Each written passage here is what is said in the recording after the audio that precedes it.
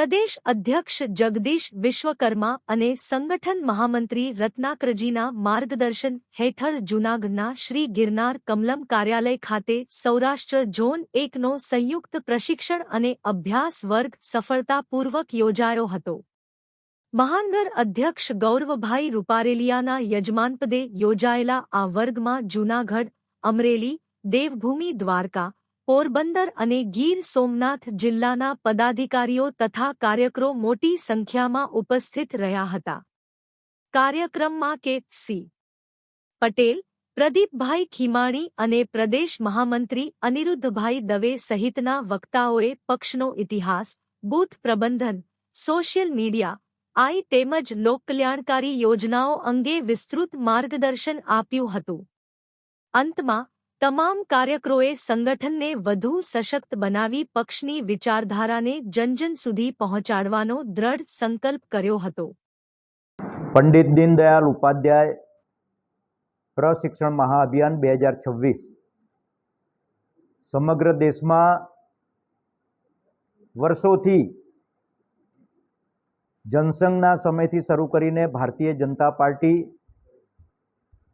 એ સમયાંતરે વિવિધ ક્ષેત્રમાં વિવિધ વર્ગમાં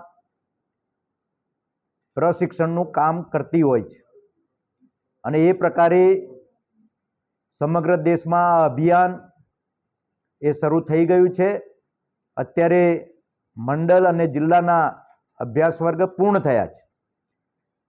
5 રાજ્યોની ચૂંટણીમાં અને 2 ત્રિપુરા અને ગુજરાત એ સ્થાનિક સ્વરાજ્યની ચૂંટણીઓ હોવાના કારણે એના પ્રશિક્ષણ વર્ગો એ અત્યારે શરૂ થઈ રહ્યા છે।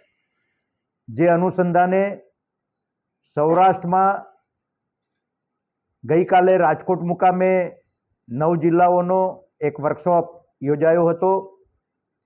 આજે જૂનાગઢ ખાતે 6 જિલ્લાઓનો વક્તાઓનો વર્કશોપ અમારા પ્રદેશના મહામંત્રી અને ઝોનના પ્રભારી અને પ્રશિક્ષણના સમગ્ર ગુજરાતના વાલી અનિરુદ્ધભાઈના સાનિધ્યમાં અને જે વિષયના વક્તાઓ છે એ વક્તાઓનો વર્કશોપનું આયોજન છે।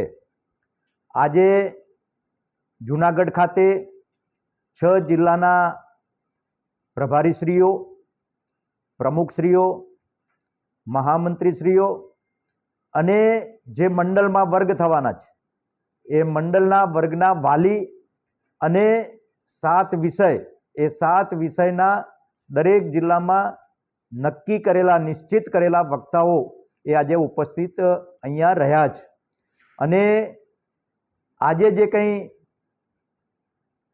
વાતચીત થશે, કામનું આયોજન થશે એ પ્રકારે 22 જૂનથી શરૂ કરીને 10 જુલાઈ સુધીમાં સમગ્ર ગુજરાતમાં બધા જ મંડળ, શહેરી મંડળ અને ગ્રામીણ મંડળ એના આ પ્રશિક્ષણ વર્ગો પૂર્ણ થવાના છે। એના અનુસંધાનમાં આજે આ જૂનાગઢની પવિત્ર ભૂમિમાં અમારા ગિરનાર કમલમ ખાતે આજે 6 જિલ્લાના વર્કશોપનું આયોજન કરવામાં આવ્યું છે અને એની તૈયારીઓના ભાગરૂપે સૌ કાર્યકર્તાઓ અહીંયા મળ્યા છીએ। ભારતીય જનતા પાર્ટીમાં મેં શરૂઆતમાં જ કહ્યું એમ કાર્યકર્તાનું નિર્માણ અને શીખવાનું હંમેશા હોય છે। એટલે આ આખી રાષ્ટ્રીય યોજના છે। એટલે મેં કહ્યું એમ હમણાં ચૂંટણીઓ 5 રાજ્યની ચાલતી હતી, એ પૂર્ણ થઈ તો એમાં અભ્યાસ વર્ગ શરૂ થયા છે। આપણી પણ એક બેઠક મોટી થઈ ગઈ હતી ગુજરાતની, પરંતુ લોકલ ચૂંટણીઓ આવી તો મુલતવી રાખ્યું, ફરી પાછા શરૂ કર્યા છે। એટલે ભારતીય જનતા પાર્ટીનો કાર્યકર્તા એ હંમેશા લોકોના કામ માટે, વિકાસના કામ માટે અને ચૂંટણી માટે એ તૈયાર જ હોય છે અને જ્યારે કહો ત્યારે 24/7 એ લોકોના કામમાં તત્પર હોય છે।